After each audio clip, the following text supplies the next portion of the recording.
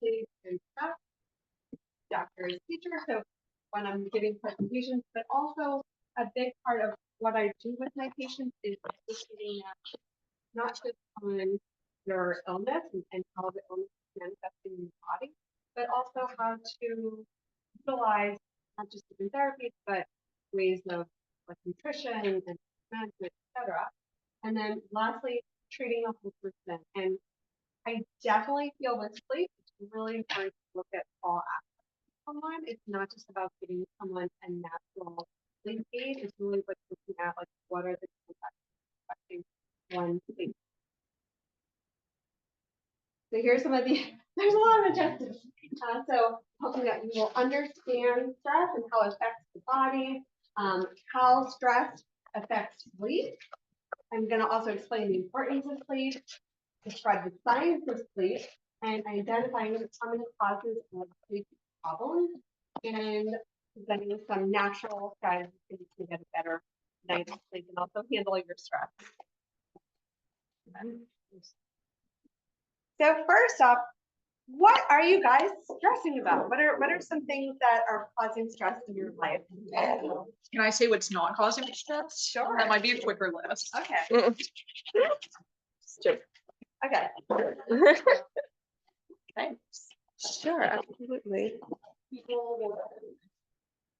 Work. Yeah. Lack of sleep. Lack of sleep is, yes, is a big stressor. Okay. So first off, like when we're talking about stress, like what are we even talking about?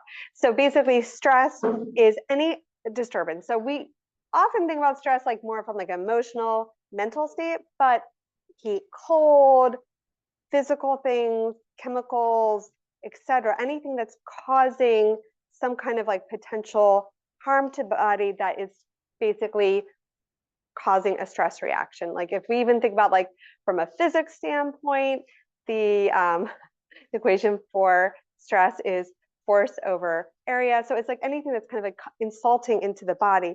And it's not so much about the stressor, it's more about how our bodies handle the stress. So there's like an ancient proverb that like if the whole world is covered in thorns, you have two options. You can either cover the world in leather or you can wear leather shoes. And I think that is a good example of like thinking about stress and how to handle stress. So here's some basic statistics about stress in America. So 1 in 5 adults reports that their stress is extreme or high. Almost 1 out of 2 adults is lying awake at night due to stress. So I think that's a big thing. Nearly 1 in 2. Cool. Is anybody on the Zoom? Oh. Yes, they are. I'm flying. I apologize. Oops. Yeah, sorry about that. Yeah, no worries. Nearly 1 in 2 report that stress has had a negative impact personally or professionally. 75 to 90% of doctor's visits are actually stress related. And stress actually either causes or makes worse 90% of all illnesses.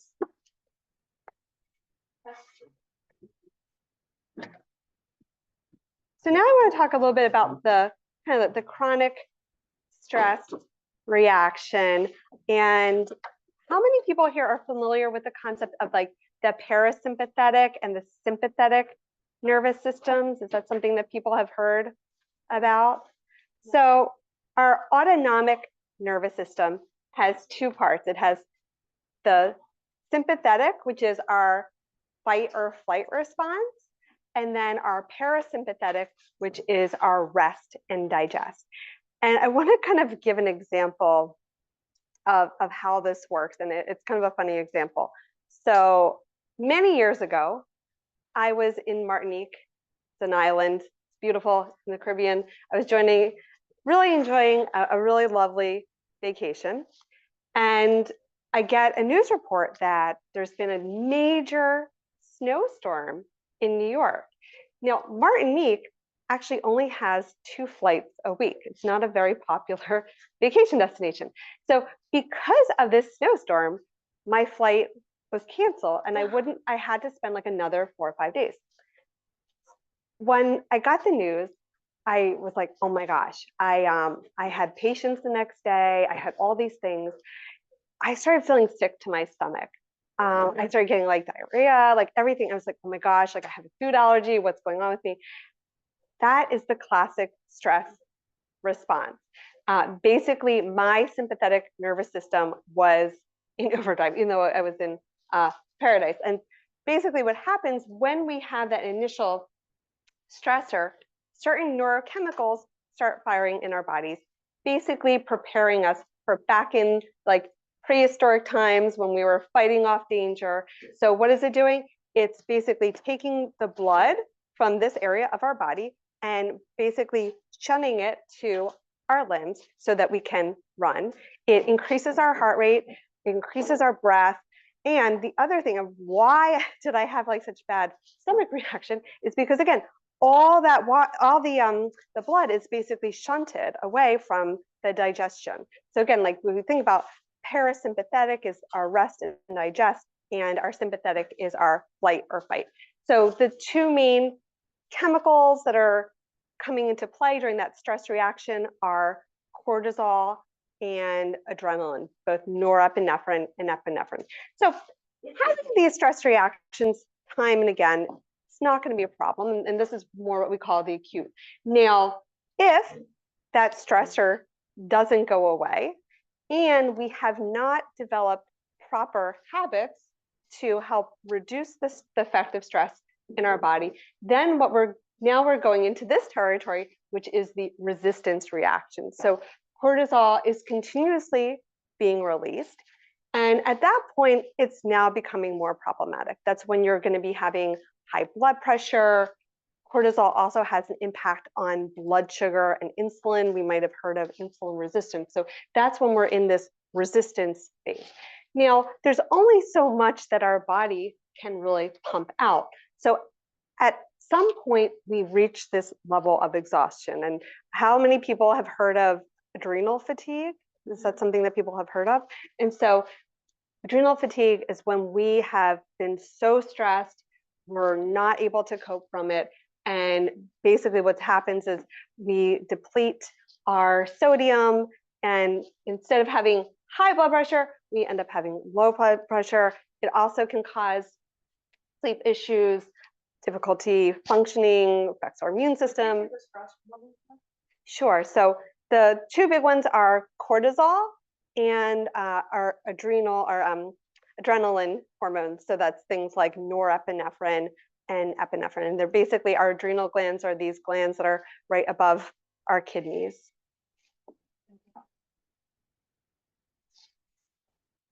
Okay, so now I'm going to talk a little bit more about cortisol. How many have people heard of cortisol before? And how many people think cortisol is bad? It's okay. You don't have to answer that. So cortisol definitely gets like a bad rap, but we actually do need cortisol. We actually do need these stress processes, and cortisol does, when it's operating properly, does help with our immune system. It definitely helps with blood sugar regulation. It helps with inflammation, and we actually even have a cortisol rhythm.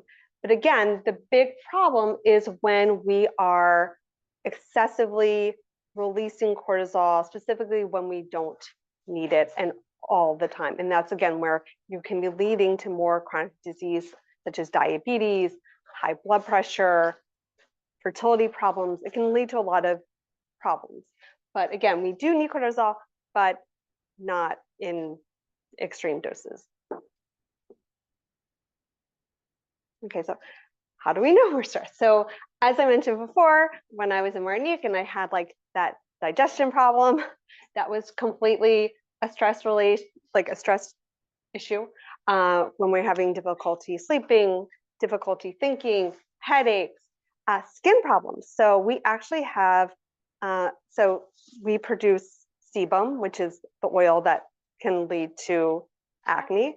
And we actually have receptors for our stress hormones that actually can increase sebum and can like lead to acne.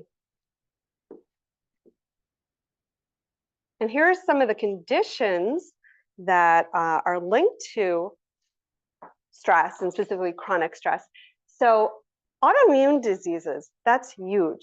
So studies actually have shown that people that have had at least 2 or more traumatic childhood events have a greater likelihood of actually developing autoimmune conditions. And I actually see this a lot in my practice. I have like 2 specific cases. So I had this one woman who had crippling arthritis, rheumatoid arthritis. I did a lot of things with her, but one of the big things that we did work on was stress. She's a very complicated woman. She ran her own company. She had a very weird, strange, like marital relationship. So she had a lot of stress. And the amazing thing about this woman was she was not a spiritual woman by any means, but she herself realized the connection between her flares of arthritis and her stress. And her way of actually conquering the stress was she just realized it wasn't even worth it. And that really, really helped eliminate her flares. I know. Huh? So simple. I know it sounds so simple, but for her, like, she's just like, I just can't. She's like, it's not worth it. She knew that it would cause her crippling disease, and it was like not worth it to her. Depression. So the prolonged stress actually does affect our brains. It actually causes certain parts of our brains to be more atrophied. So like less, so basically like our prefrontal cortex, which really helps with our ability to make good decisions. Prolonged stress affects that part of the brain. And then are people familiar with like the amygdala? So that part gets more activated, and that's going to be causing, again, issues like around depression, anxiety. Really important, our cycle. So stress has so we have our HPA axis, which is our hypothalamic pituitary adrenal axis, which gets triggered during times of stress.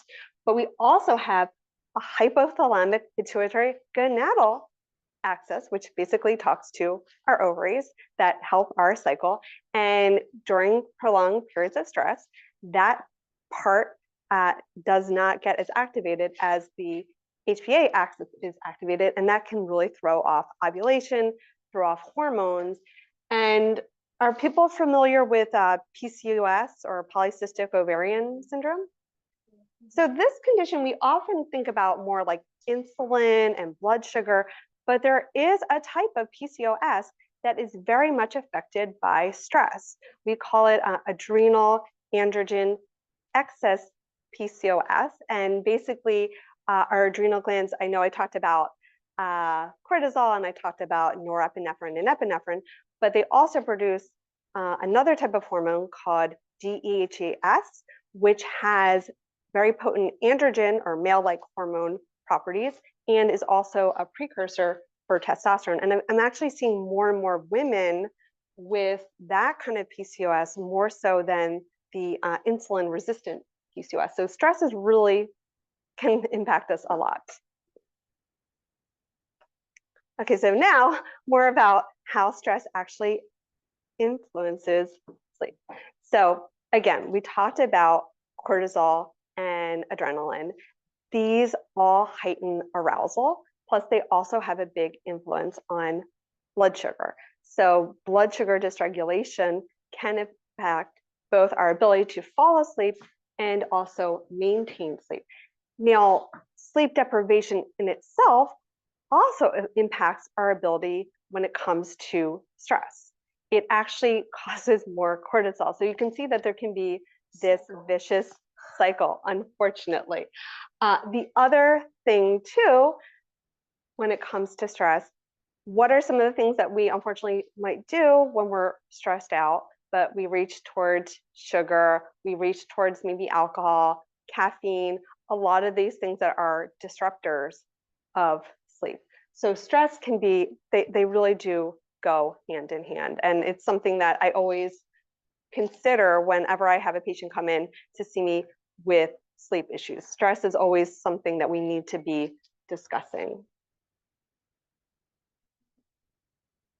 Okay, so now more about the importance. Let me just go make sure I'm back on. So why is sleep important, and like why do we need to sleep? And sleep is really the time of day where we do a lot of repair. And that's why a lot of these different conditions and these different systems are impacted specifically if we are not sleeping. So skin aging. So one of the big things happening during sleep is we are repairing our collagen, plus also our water balance. And so these can all show up in skin. That's why they call it like beauty rest. Similarly, when it comes to like wound healing and muscle recovery, all these different processes are actually happening when we're sleeping. Our immune function, so our immune function suffers greatly when we are not sleeping properly. Healthy weight maintenance. So we actually have certain hormones that are influenced by sleep. So one is ghrelin and one is leptin, and these have they basically tell us when we're hungry, when we're satiated, and if we're not sleeping well, that can be thrown off. And also, so basically all these different aspects are really important when it comes to, or sleep is very important. Okay, so how much sleep do we need? So the amount of sleep that we need varies from age, though the way we sleep is a bit different. So I don't know, is Michal and I the only ones who have kids, I think, right? Oh, you have a child. Okay.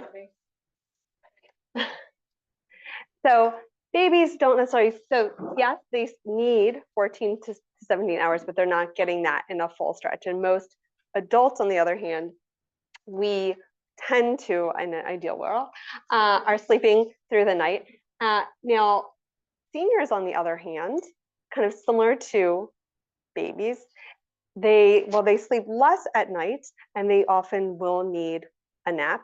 The other interesting thing about, and I'll talk about this more when we get to the sleep cycles, is babies actually spend half of their sleep time in REM sleep. So are people familiar with that term, REM sleep? So rapid eye movement, which is where we're dreaming, versus seniors, on the other hand, REM sleep becomes, so as we age, REM sleep becomes less, and also the deeper stages of sleep become less. Okay, so now I want to talk, how many people have heard of the circadian rhythm? Is that the Chinese clock? No. There is a Chinese clock, and that's actually really interesting. That's not about this, but I know what you're talking about. The Chinese clock, I don't do Chinese medicine, but there is a clock that is dedicated towards like each like body region. And like, for example, like if you wake up at a certain time, it can indicate like liver or small intestine. But that's a different clock. Are you able to zoom in? Huh? Are you able to zoom in at all? Oh.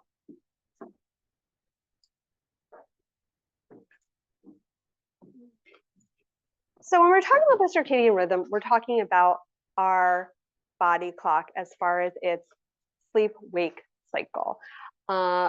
It's governed by our pineal gland in our brain, and it secretes a hormone called melatonin, which you probably might have heard of. Melatonin is very much influenced by light. Now, what's interesting is we often associate the circadian rhythm as being a 24-hour, but this actually is because it's of the influence of light. In fact, studies have shown when people are deprived light, it's actually more of like a 25-hour, which is kind of interesting. Now, we can also influence our circadian rhythm by not just by light, but other factors, which we call Zeitgebers. And so this can be influenced by food, it can be influenced by certain activity. And when I get further into the presentation, it will make more sense as far as the importance of like daily routines and how that can. What are we looking Oh, so this is the circadian rhythm. So basically this kind of shows you at different times what different bodily processes are happening. And again, we're mostly, so there's at? Our fitting or- ideally supposed to be happening. Ideally supposed to be happening. And there's many other, so we're really focusing on the sleep aspect of the circadian rhythm, but there's other parts. And so the other things that things also to take note, I guess, like, you know, thinking about the circadian rhythm and the importance of melatonin and sleep onset. So melatonin secretion is blunted or blocked by blue light. And are people kind of maybe have heard of like blue light glasses or that kind of, so when it comes to optimal sleep, we really need to be avoiding blue light a minimum of 2 hours prior to our desired sleep time. Minimum. A minimum, because of that blue light secretion. Cell phones, From desire. laptops. Right. Huh? From the time that you want to sleep. Yes, and there are some like hacks. So you could get like blue light glasses. Most devices have like the night shift. So I have like on all my devices at home, I set them preset to the night shift. So I can use my device without having the blue light. I'm gonna talk a little bit more about, you know, I'll save it for when I get, I'm gonna talk about there, I could talk more about that one. Okay, so here's the sleep cycles. And so they're, so a couple of things about the sleep cycles. So basically, stage 1 and stage 2, this is our less deep forms of sleep. Not a lot is really happening in these stages. It's basically preparing ourselves for the deeper stages. And it's really the deep stages that we're having memory consolidation. We're having like all of our repair from muscles, skin, etc. This is like what's going to be really helping with like our immune function. You know, a couple things I guess like about the lighter stages. So sometimes we think about like, you know, oh, I wake up in the middle of the night. So we actually all technically do, but some of us are not aware of it. So if you're not aware of it, that's more ideal. The problem is more when you wake up and then can't fall back to sleep. As the night progresses, our deeper stages stop and our REM sleep becomes longer. So some other important things to note about the sleep cycle specifically, again, because I thought REM was deep sleep, not sleep. it is deep. I know this is where it's fine. I wish I could find I mean, all the sleep graphs look like this, and I know it gets really confusing. So REM is deep sleep, but it looks like as if it's not deep sleep. It is definitely deep sleep. It's really, that's really important part of, again, like we're consolidation of thoughts, consolidation of memory. Now, some important things to note. So again, stage 3, stage 4, REM, these are really the most important parts of sleep. In fact, I mean, if I was going to say, sometimes it's not so much about like the quantity, but the quality. So these are really what's going to be indicating. Yes, so stage 3 and stage 4 are all deep sleep. So a couple things, probably no one's a smoker here. Probably not. I feel like nobody really smokes anymore, but if you did, I would say another reason not, yeah, you're right. There's a lot of people smoking, but I was just thinking, nobody in this room. So besides getting like lung cancer and heart disease, nicotine actually robs us of our deep sleep. So it's like another reason. If you needed another reason not to smoke, that's one reason. Oh, I'll work on it. okay.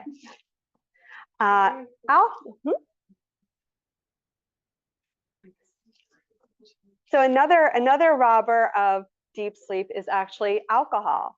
So yes, we might think that like alcohol relaxes us, makes us feel more restful, but it actually really negatively impacts our sleep.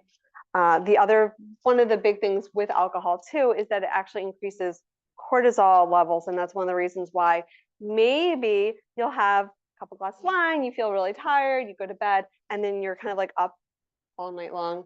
Alcohol also really not great for sleep. Now, what's even more interesting when we're thinking again about like quality of sleep, a lot of our sleep medications actually just make us feel asleep, but they're actually really robbing us of these deeper stages of sleep. So benzodiazepines, things like Klonopin, Valium, they decrease stages 3, 4, and REM sleep. Just taking away like some of the anxiety from not sleeping, but they're not actually letting them recharge properly. Exactly. Because what's the point of, because like, as I mentioned before, like the importance of sleep, the importance of sleep is the repair. So if we're not repairing, are we really sleeping? Or like, are we really getting the benefit from sleep? Similarly, Ambien also, that's one of the problems with Ambien. Like we might have heard of these like these news stories of people like taking Ambien and then like finding themselves in their car driving. And a big part of that is because, again, they're not getting stage 3, stage 4. That's so scary. What do you got? They took medication and they thought they fell asleep, then they like stopped walking their car. Yeah, you haven't heard about that? Yeah, it's a problem. Yeah. Yeah. I talked to her, she was totally functioning, and then the next week she had no memory, no concept. Right. What were the other medications that you said? So the first one is benzodiazepines. So these are things like Klonopin, Valium, Ativan. They're also very hard to come off of. Trazodone, which is not a benzo, it's actually an SSRI. That does increase stages 3 and 4, but on the other hand, it actually robs us of our REM sleep. So again, thinking about cognition, the cognitive benefits of sleep. So again, you're not going to be getting so much of it. And now the other would be antihistamines, things like Benadryl. They actually tend to increase stage 3 and 4. So maybe that's debatable whether or not that actually could still be beneficial. I have a special slide about melatonin, so I'm gonna save that for. Okay, so here's just like more on the sleep cycle. Okay, so here are some of the types of insomnia. So first would be sleep onset, and so sleep onset definitely could be due to stress and anxiety. Other big thing is, like as I mentioned before, blue light being on our devices, that is definitely going to be affecting sleep onset. Different chemicals, also our hormones. So I don't know if anyone has noticed either certain times of the month that they might have more sleep issues. A big factor could actually be estrogen. So estrogen at certain parts of our cycle is higher, and that can have an impact on melatonin. And I'll talk more about that when I get to melatonin. So that's during the follicular phase. So during the follicular phase, our estrogen goes up to eventually trigger ovulation. So some women also can experience sleep disturbances. It's interesting. So you can have sleep disturbances at the first half of your cycle because of the way estrogen relates to melatonin, and it also being what we call like more of like a neurostimulating hormone, versus at the second half of our cycle, which is governed more by progesterone. You could also have sleep issues because progesterone can increase core body temperature. So it's kind of interesting, both depending how your body works. So sleep maintenance. So I'd say actually sleep maintenance would be more of an issue potentially during the luteal phase of our cycle, the second half of the cycle. But the big thing with sleep maintenance, definitely, at least I find in my practice, it's usually always stress related, and that has a lot to do with cortisol spiking at night. The other thing with sleep maintenance, often it can also be blood sugar and insulin related. Then, early morning awakening, that typically is mostly associated with age. I thought that was all sleep onset. Oh, so sorry, sleep onset meaning taking a long time to sleep. So like typically we would say You can't fall asleep. exactly. Sorry. So basically we would say like if it takes you longer than 30 minutes to fall asleep. What you- how many minutes? 30 minutes. Oh, 30, I'm sorry. Okay, yeah, like consistently. And then mixed, where again, like you have a hard time falling asleep, staying asleep, you wake too early. So all of these are all compensating things. So I'd say stress would probably be the leading cause of almost all those things, but there can be a lot of other factors of why someone might have, and the other big thing could also be chronic pain. Another problem with sleep maintenance can be allergies, and that's one of the reasons why like antihistamines can be, for some people, can be an effective sleep aid. Okay, so here's some of the conditions that are associated with sleep problems. So this kind of mix, it's both, some of these conditions can cause sleep problems, but also some of these conditions are caused by sleep problems. Okay, so here, probably this is going to be more useful, is the strategies for a better night's sleep. Okay, so exercise. So exercise is great, but I'll have to say that exercise, it's very time dependent. So stress is definitely, exercise is definitely going to be helping with stress, but the interesting thing is that exercise is also a stress inducer, depending on what type of exercise. So as I mentioned before, we have a cortisol rhythm.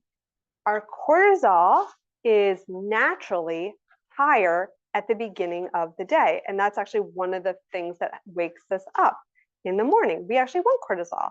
And so if we're going to be engaging in high impact exercise, it's more beneficial to do that at the earlier part of the day for two reasons. One, as I mentioned before, the cortisol, but two, also core body temperature. So in another slide, I'll talk about the importance of core body temperature, but we really want our core body temperature lower at night, because that's actually better for sleep. And then besides just cortisol that gets released during exercise, but we also think about, like, again, our adrenaline, norepinephrine, epinephrine. So if we're engaging in high impact exercise, want to do that earlier part of the day. And Now, that will help you sleep at night. yeah. So I have another slide about this, but really what we do during the day really impacts how we sleep at night. And I think Mikhail might be able to also kind of chime in about this, but we put so much emphasis on our child's schedule. Like I remember, like I was not ready to like hand my baby off to like a sitter until like I knew their schedule, because their schedule really impacts their sleep. Well, guess what? It still is true even as we are adults. So then the other, though, with exercise, so other types of exercise, things that are much more relaxation, things like very low impact yoga, Pilates, stretching, that actually can be really beneficial later in the day towards bedtime. Specifically, I just was actually talking to a patient of mine earlier today who actually has some sleep problems, and she was like asking me about routine. One of the most important muscle groups that we can be really working on for better sleep is actually our quads. One of the problems is that most of us sit all day. And so any kind of stretching that we can do to really release the quads, like there's a pose in yoga called a hero's pose. Is anyone familiar with that pose? but it's, I mean, I'm not going to demo it, but like anything that's going to be, it's not very super complicated, but anything that's going to really get into the quads is going to be really beneficial for sleep. Lymphatic, like stimulation. Yeah, that would be really good That's too. For like morning or evening, it doesn't matter. Both, like doing the brushing. Yeah. Yeah, that would be good for either. Yeah. What about walking at night? Walking at night should be fine. I guess it depends, like, you know, what kind of walking, like how late, and everybody's body also, I think, is like different. If walking, you feel calm, you feel relaxed, you're not tense in your body, I think that would be fine. The quad stretching before tonight. Yeah, so that would definitely be a good thing to do before bed. Anything really kind of like getting into the legs, also like the iliopsoas muscle, like any, like this region here, that tends to be a good idea. And you can also do, like, you can also like combine it with like an Epsom salt bath. Now we learned in naturopathic school, I don't know, I was never that I think my, wait, did my, I think the slides must, oh yeah, that was, oh, it's fine. This is like the other version, but that's fine. Okay. So let's go to, okay, so Huh? I think it's fine, or I think it's fine. I can do the, I don't think it matters so much the order, but okay, so basically most of, like, I feel like the dietary principles both for stress and sleep should be kind of relatively intuitive, of balanced eating. A big, specifically when it comes to sleep, really a big emphasis should be on protein, with the goal in mind of at least like 20 grams of protein at breakfast, lunch, and dinner. Good sources of complex carbohydrates. So I always recommend with my patients, when you're choosing carbohydrates, at least 2 grams of fiber per serving. But what's even more important than, you know, obviously all this stuff is also like the timing of meals and like what we choose to eat and what we choose to when. So when it comes to both sleep and stress, it's actually more advantageous to have your larger meals being breakfast and lunch, and then dinner should be a lighter meal with easier to digest carbohydrate, easier to digest protein. And when I get to the next one of the slides, so are people familiar with tryptophan, maybe? So tryptophan is an amino acid, and I will talk about it again. So maybe I'll save that for later. But what I did want to talk about tryptophan is that it is an amino acid that does help with support, but it actually tends to work better when it is combined with carbohydrate. And that's another reason why at our last meal that we want to have some carbohydrate to really activate tryptophan. Now, for some of us that might get a little bit hungry, like later in the night, and we really want to snack, you know, having some light protein like nuts, maybe like a hard-boiled egg. And that's another concept too, is that if you find, some people will have this tendency of waking up in the middle of the night hungry. If that is the case with you, a good idea again would be to have like maybe some nuts stashed like next to your bed, and just like having a few if like you wake up and you feel hungry. I wanted to highlight some like beneficial foods when it comes to sleep. Who here has heard of tart cherry juice? So the reason tart cherry juice can help specifically before bed, it has properties that can help to stimulate melatonin. Other beneficial foods are walnuts, kiwis, and pistachios, and all these have a benefit on both melatonin and tryptophan. Okay, so now what to avoid. So here are the sleep disruptors. And that's, again, one of the things we think about too, like with stress, is, again, we sometimes have a tendency of reaching towards these types of foods. So first, I want to talk about caffeine. So I'm not saying that you cannot have caffeine, but you definitely want to be very mindful of when you have caffeine, really knowing your body, and also like knowing like hidden sources of caffeine. I know we probably already know that coffee, black tea, green tea, although sometimes people don't. I have had many patients that were so surprised to hear that green tea has caffeine, but also chocolate has caffeine. Many of our sodas have caffeine. So it's important to understand some of the hidden sources. Now, how caffeine actually affects sleep is actually very interesting. So there is this concept of sleep pressure. So sleep pressure, so again, we'll talk a little bit more about melatonin later, but I want to talk about sleep pressure.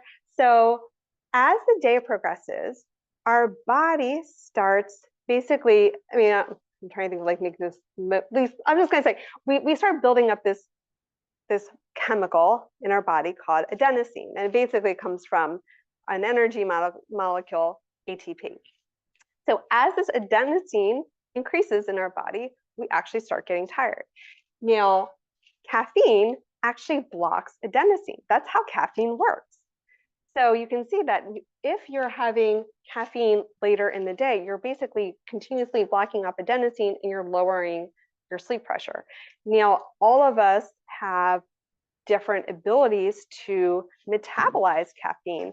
And one of the very fascinating things is that our bodies actually process, oh, it's like I forgot another theory. Our bodies actually process estrogen via the same cytochrome, which is cytochromes are just things that basically break down different substances in our body, is also breaks down caffeine. So some of us might actually be more susceptible to being more stimulated by caffeine during certain times of the month when our estrogen is higher, or if we're on birth control pills, or maybe we're doing some kind of hormone replacement therapy, or maybe we're doing any kind of like egg freezing, or any time where we're specifically more of these synthetic forms of the hormones. So that's just something. Alcohol, as I mentioned before, affects stage 3 and stage 4, and then refined carbohydrates and sugar are definitely going to be disrupting our sleep. And then lastly, this woman here talking about like, again, like the blue light and how, I mean, I find like the screens, that's like a big one. That can be a big game changer really when it comes to sleep. Do regular lights have blue light? Most of them do. So yeah, so again, you have to be very, very mindful of light usage before bed. And so like, you know, turning down lights, utilizing things like blue light glasses can really make a big difference. I think it's also the stimulation of what you're watching, what you're doing. Right, there's that too. There's like so many things, what they call it, like doom scrolling or something like that. So when I'm talking about building a routine, yes, I think having, because it's the same patient I was talking about with like the quad stretching, like she was asking me about like a sleep routine. And I think all of us should have some sort of unwinding ritual. Like you can't go from going to a crazy Februarian party and then thinking you can go to sleep. Like you need to have something to unwind. And I feel like that's very particular to everyone. Like some people it's reading a book, some people it's taking a bath, stretching, etc. So that's just like a sleep routine. But we as humans need our like daily routine. As I mentioned before, infants tend to sleep better when they have a routine. Usually I mean, there could be other issues why the infant's not sleeping, but a big part could be that they don't have a routine yet. Right, exactly. So our routine, so I always like to tell my patients, like our bodies actually really want us to be as boring as possible. They really would love like go to bed the same time, you wake at the same time, you exercise at the same time, you eat relatively at the same time. But basically our daily activities really can impact our sleep. And so getting into good habits and building in a routine. Okay, so this slide was going to be earlier, but it's there. It's there. So I think this should be obvious, calming the mind and body.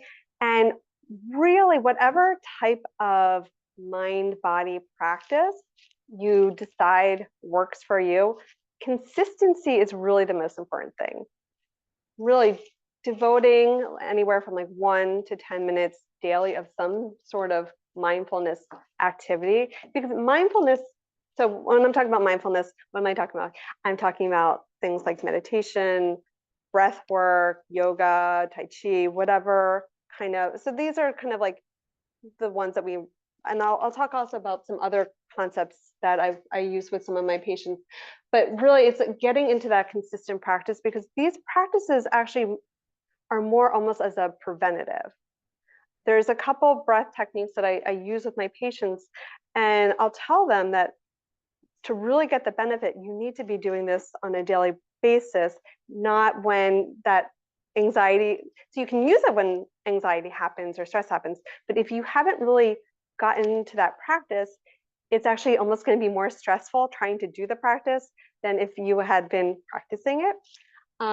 So how these, if we would just want to talk about meditation, we just want to talk about breath work for a second. Maybe I'll just focus on breath work. So most breath techniques, what they're really trying to do is they're really trying to elongate our exhalation versus, and in comparison with our inhalation. Why do we do that? Is, as I mentioned before, the parasympathetic is our rest and digest.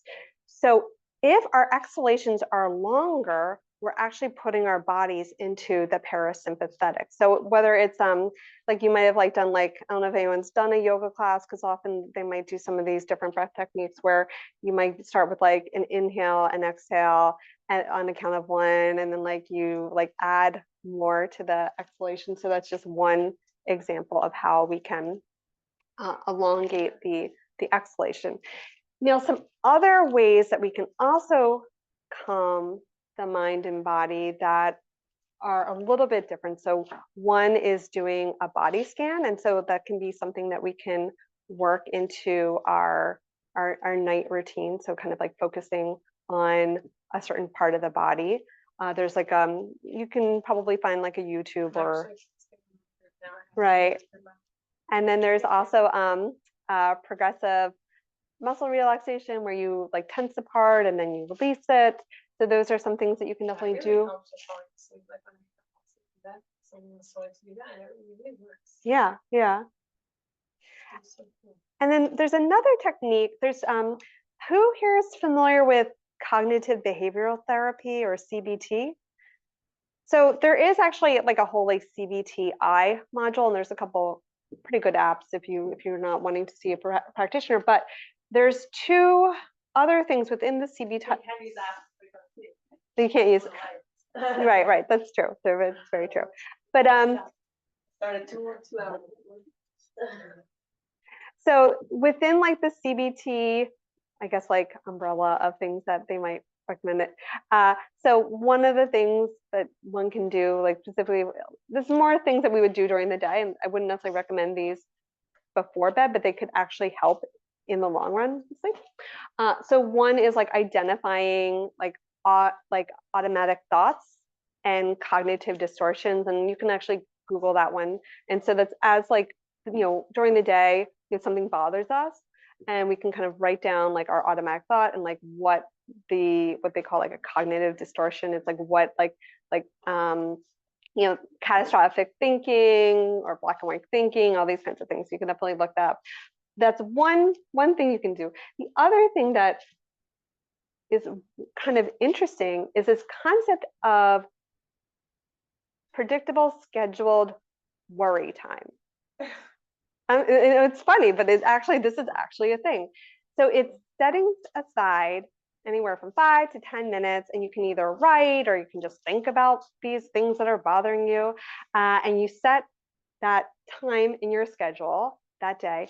And it really only works, again, we're talking about consistency. Why, if you get into that consistent practice, is if you are one of these people that is like thinking about like all the things they have to do the next day, or they're worrying about things at night, which is not the best time, right? Because that's when we want to sleep.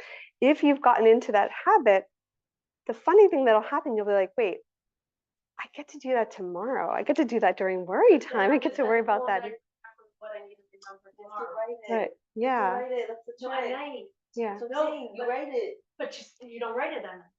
But you do, and then you will fall asleep. Because it's like, okay, it's already on the paper, I'll deliver it tomorrow. Right, and then It's there's, actually, there's yeah. there's a class from my Chase Cal many years ago about Tanya and how Tanya teaches this method. Right, That when a Yitzhar comes and it's bothering you and worrying you, set a time and make a date with it. yeah, that's exactly. Yeah. It's funny, like, I feel like all these like kind of more modern things, it almost always comes back to Tanya. Tanya, It's really yes. funny.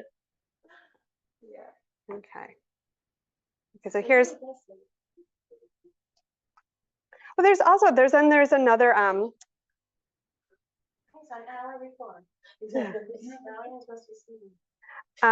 then there's like another concept of like, they call it, gosh, it's, I don't know, it's like dialing down. It's this, I can't remember the name, but it is like this like process of like kind of doing a couple of like, kind of like a little bit of like planning your day the next day, but it's something, it's like, not a downloading ritual.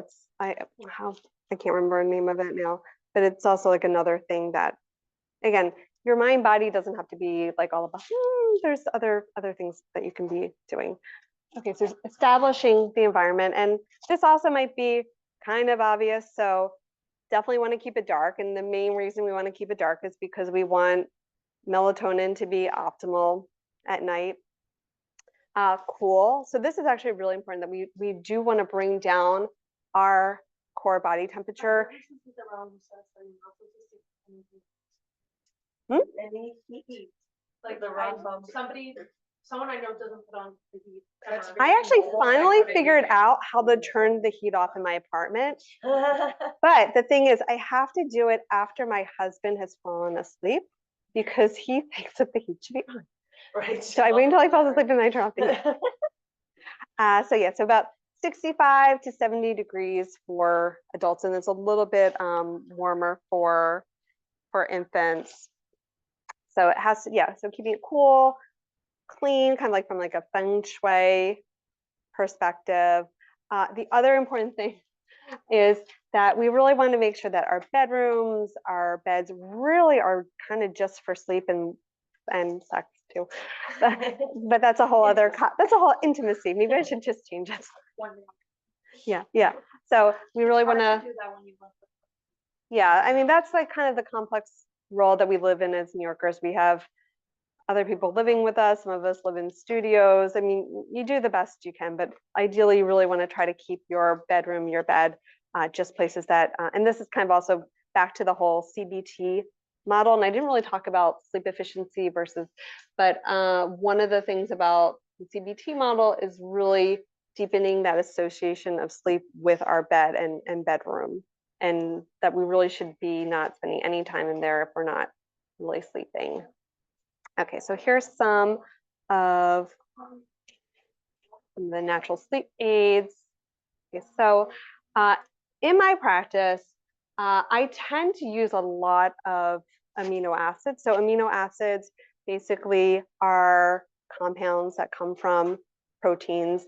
And a big thing that a lot of these amino acids, they serve as precursors to specific neurotransmitters. And neurotransmitters are just chemical messengers doing cognitive things in our brain. And we have excitatory neurotransmitters that we want when we want a lot of energy.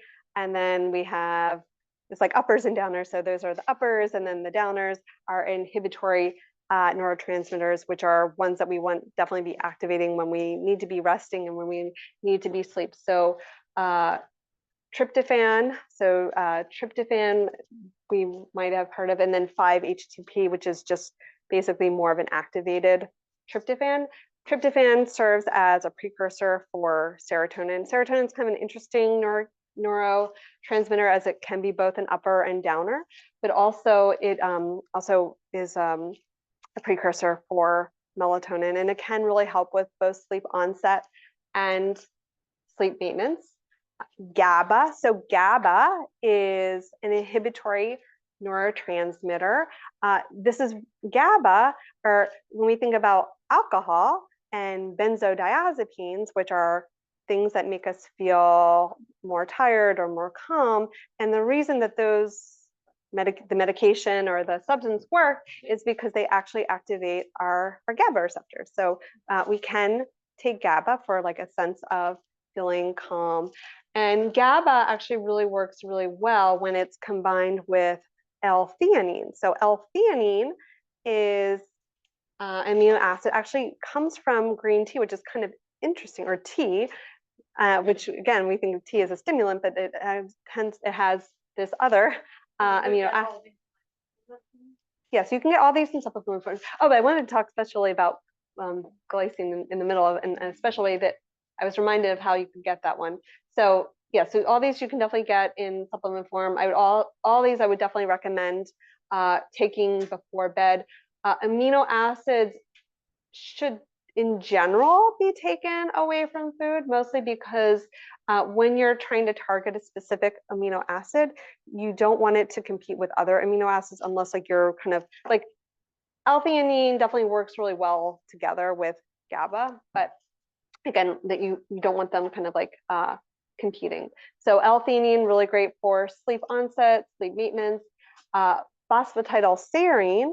So phosphatidylserine is probably my favorite amino acid. So well, serine is the actual amino acid. It's connected to a phosphatidyl group. So this really does a great job at helping with cortisol. It also helps with cognitive function. And then there's a lot of really interesting studies with phosphatidylserine and longevity. It's actually really just a great amino acid. I feel like everyone should take it. I don't think there's too many contraindications. Oh, but I forgot. So tryptophan and 5-HTP, they're completely contraindicated if you are taking an antidepressant or an SSRI.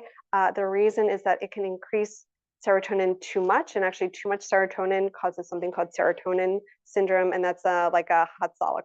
Wait, which one? Tryptophan or 5-HTP. So don't take that if you're on an SSRI, or like don't, or at least tell your psychiatrist and maybe you can work something out. Glycine. So glycine both helps with sleep onset and sleep maintenance. Now we were talking about supplementation. Now, interestingly, is that glycine is actually very high in gelatin. So gelatin actually could be a beneficial food for sleep maintenance. Obviously, kosher gelatin, which they have. And the way that I would recommend if you're going to utilize gelatin for sleep is actually taking it in like the late afternoon. It tends to work better.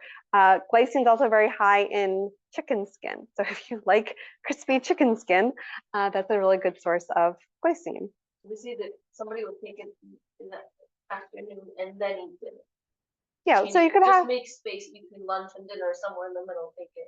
Well, so the gelatin just seems to work.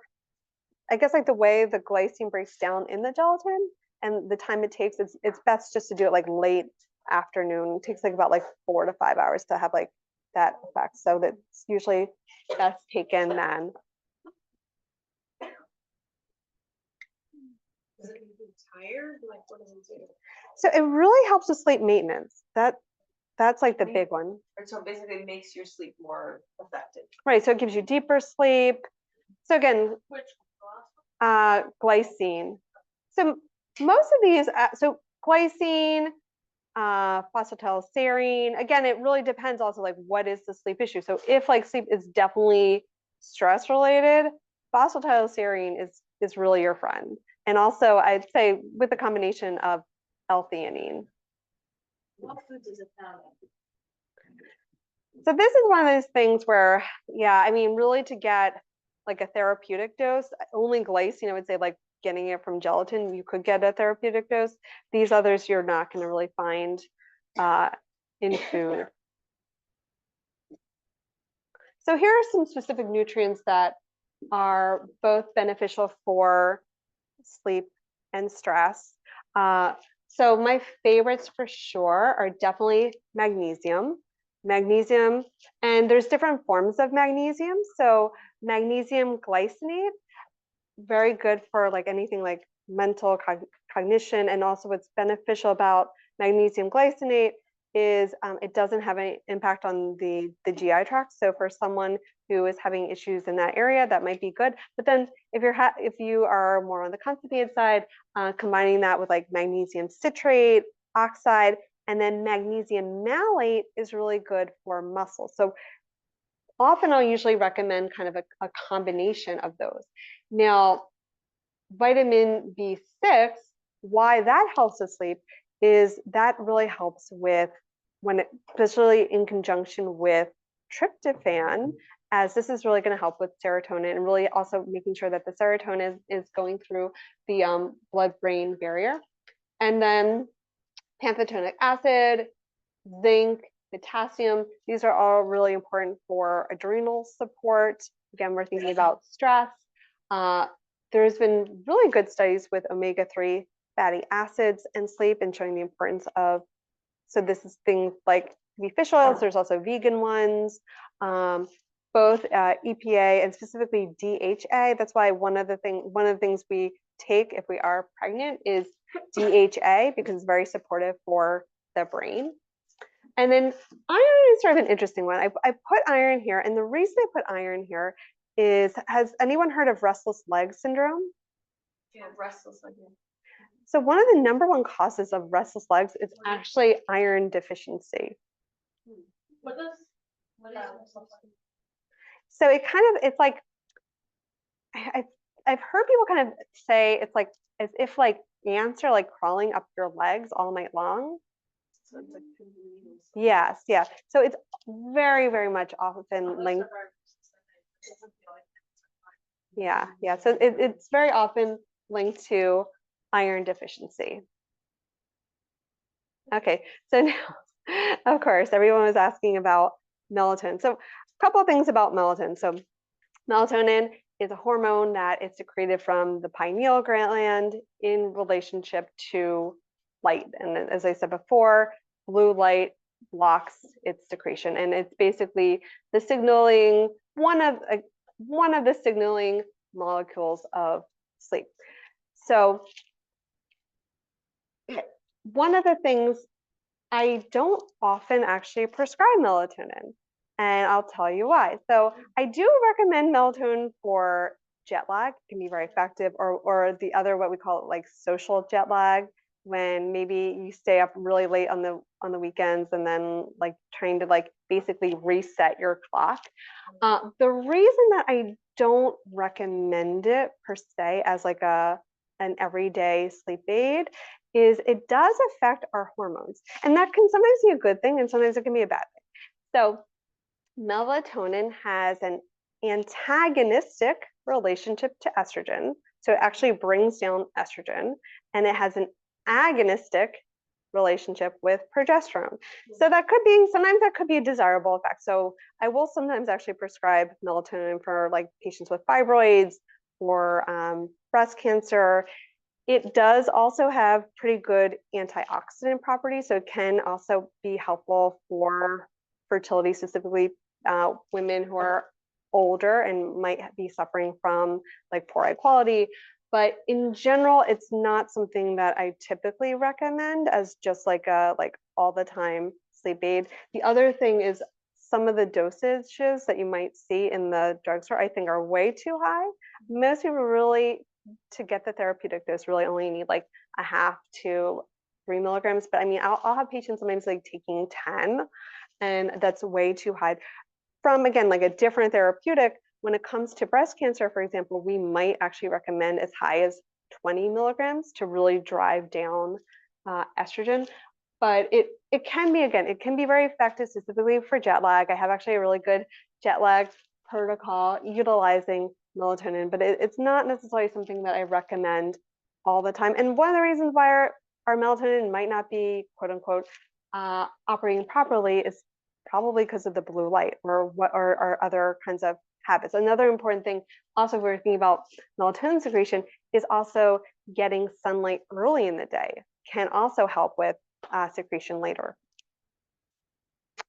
Okay, so here are some herbs. So in my practice in general, I actually don't use a lot of herbs for sleep. One of the things, herbs can be very effective, but I find that most herbs are really good as like almost like I'd say like almost like a one-off solution. They don't tend, and maybe because most of my patient population are coming to see me because they have chronic insomnia.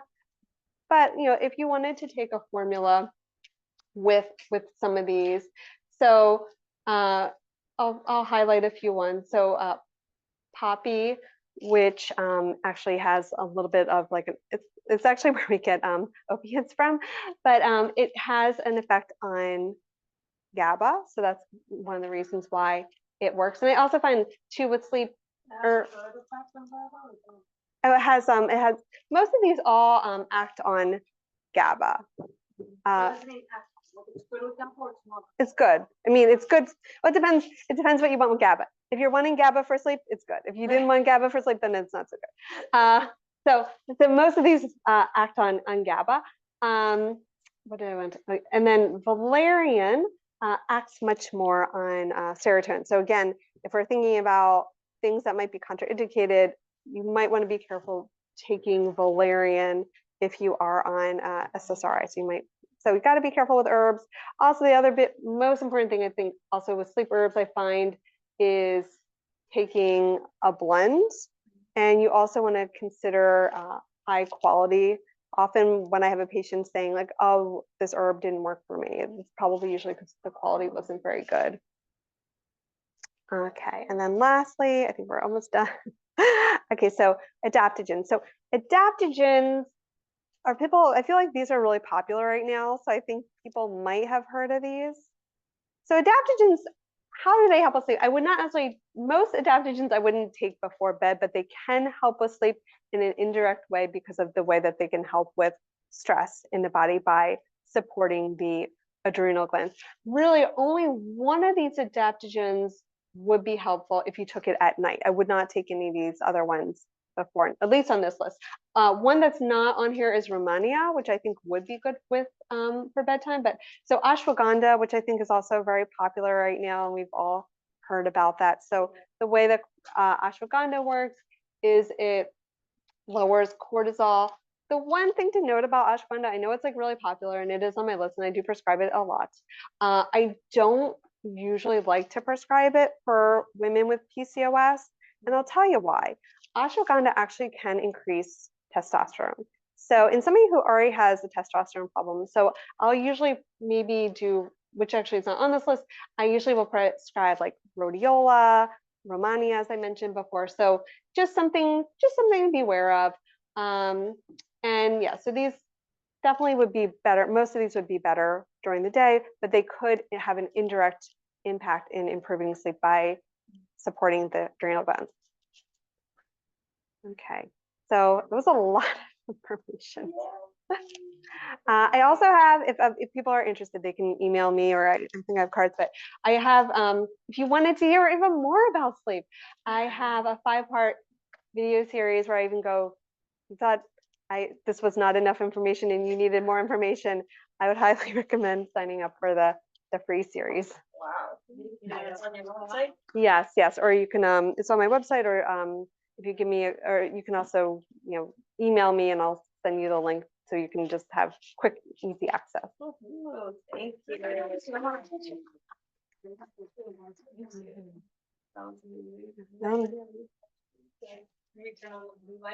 Can we try? I have a question. What's the suggested amount of sleep a night? Oh, we haven't. That was at the beginning. What was the question? How much? 7 But I will say too that there are, it's not the majority of the people, but there are some people that are. Oh wow. So yes, from most of the people in this age group, I would say would be like 7 to 8, but there are people that call them short sleepers, that they naturally are fine with getting like 5 to 6 hours to sleep. So somebody in this room, I don't know what the statistic is. I don't know if it's like 5 or 10%, but somebody in this room could be a short sleeper. So if you feel you get the 5, 6 hours and you don't need to have like 5 or 6 cups of coffee and you can operate fine, you could be a short sleeper, and you don't need to worry about that.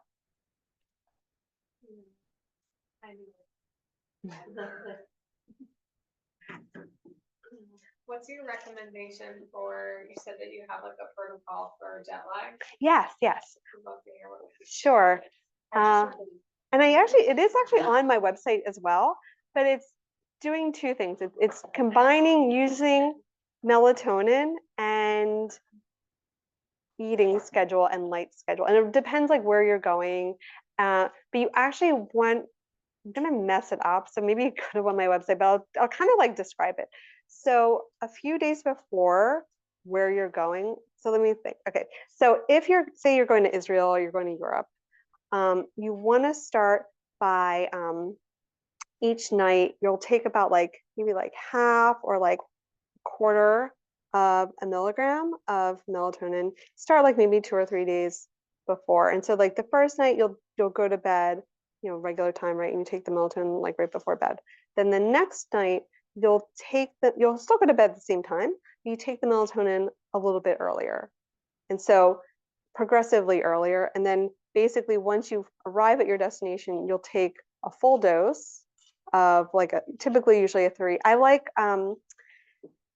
I prefer doing like extended release, like once you land. And so doing the extended release for anywhere from 2 to 3 nights, and that can like help. So that's like the melatonin part.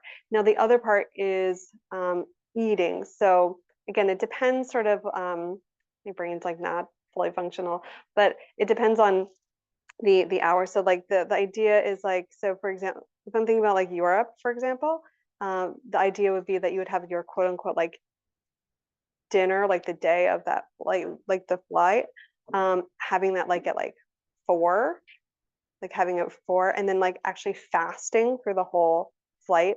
The other thing you would also want to try to do is at least like mimic sleep by like refraining from like watching the TV or whatever on the flight, and like kind of, and then basically then having making sure you have like a breakfast, and it can work also like having dinner early and that's it. right. And Not so eating that night. don't eat anything until the breakfast time of your destination. So there's this, I actually did not make up this protocol. It's called like the Argon protocol, and they actually developed it for pilots actually that were doing. I was like, pilots, flight attendants. Yeah, so there's a lot. a lot of it has to do with like the way, food. So it's like food, melatonin, and also the other important thing is like as soon as you get to your destination. I mean, again, obviously it depends. Like, most of the time when we go to Europe, when we go to Israel, at least from my experience, usually it's like the morning, typically. Depends. So like that, like making sure to get sun as soon as possible, and like ideally you don't want to nap, and like you kind of want to just power through that one day, and then Like without sleep. yeah, ideally. I actually was gonna ask you about sunlight. Now we're in winter Yes, in New York yes. in a freezing cold weather. Today was a heat wave. How come? Yeah, actually it was quite nice. I was actually surprised. It was like 5 minutes and then it was free. I know. I was gonna say, Yeah. how can we make that a priority? Like, if I were to sit by a window, is it going through the glass? Is that enough? Is that? Right. So one of the best ways, like unfortunately, and also like sometimes like it's like logistic things. I was even thinking about like my own stuff. Like, am I even able to like leave the house by that time? Like with all the things I have to do, whatever. So like one of the hacks would be getting full spectrum light bulbs. I mean, you could get like a light box, so that's going to be a little bit more of an investment, but like a full spectrum light bulb is only going to run, which you want at certain times. Yeah. Right. I mean, you could have it throughout the day, but yeah, so it can help with affective disorder. Yeah. Right. Is that an issue for the night? No, you don't want it. The full spectrum. The SAD. The season, I guess. Interval seasonal depression. Yeah. I mean, even these lights are going to be affecting us. Like if you had this and then this is, blocking our melatonin right now. But like definitely as far as like utilizing the benefits during the day, like in the colder season is a good idea to have the the full spectrum light bulbs. And you don't have to put them throughout the house, but again, they're not that expensive. You can either put them in certain parts of the room, parts of your place. I also wanted to ask you about breathing at night. Like, colds are happening. Do you know anything about our breathing and how it affects our ability to get restful sleep? That's a good question. Well, I mean, obviously, a condition like sleep apnea, that's going to be affecting one's ability to sleep because what's happening is the deprivation of oxygen and they wake up and everything like that. Yeah. So are you talking about when you're stuffed up and having difficulty, or the sleep of that you're bringing in more germs, or?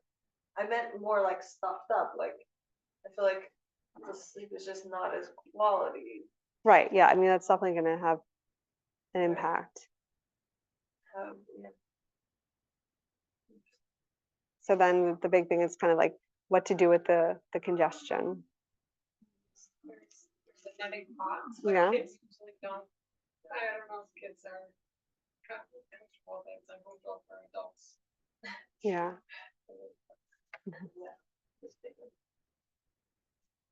Does anybody else have any other questions? Stress, sleep? Okay. Yay, thank you Thank so you. much. And it worked out. It did. It worked out.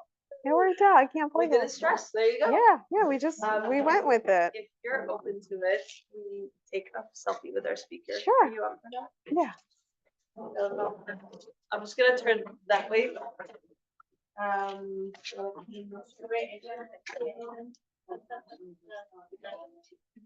Whoever's on whichever side over there.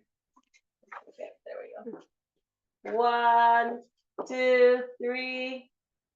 1, 2, 3. Yay! Thank you. Thank you so much. Thank you. So much for everyone who came, and also I want to give a big thank you to our sponsor for tonight. It's an anonymous sponsor. It is supposed that every yid should be healthy and strong, so everyone can take that rock up for themselves and for their loved ones, and may we only hear good news. Did you say happy birthday to everyone? Happy birthday to everyone. Yes, thank you for reminding me. And I should be speaking in a few Yes, months, yes. most likely on hormones. But if anyone has a different health topic, you can reach out to Michal. Maybe I'll do that instead. So if there's something, if there's something that really interests you in the natural health world or just in the health world in general, I'm happy to Hormones present. and diet. Okay. Yes, yes. We're gonna post that. Are you from here? I'm from, I mean, I live here. I'm from Jersey originally. You lived here for a long time. I feel like I've seen you around. I mean, I guess I get around. I've been here People since have an 2018. opportunity I to don't know if help that's a long tidy up time. the bowls and now busting up. No. I did a Are you lot. from here? I broke into. What's your name? Honey, That's Albuquerque. helpful. Albuquerque? Is the shoe good though? You're waiting. No. Where do you live? My family is kind of Albany, but I live on Union Street. Okay. I used to go to 770 No, it's back in the day. I used to live across the street from 770. Maybe. Yeah, I've only been there maybe a handful of times. I recognize your face. I also worked with a lot of I used to. She's with present times. I like that too, yeah. You've been here. I wasn't there. None of them? My first time meeting. Wow. Hello. Hi, Are you around the table? How are you? Oh, Ivy, I sent tons of people to you. What is the best method? Oh, so you could send them, I mean, you can put them on my website. Okay. Because I sometimes it answers a lot of their questions. I'm one of the college teachers for the college. I get a lot of things about whether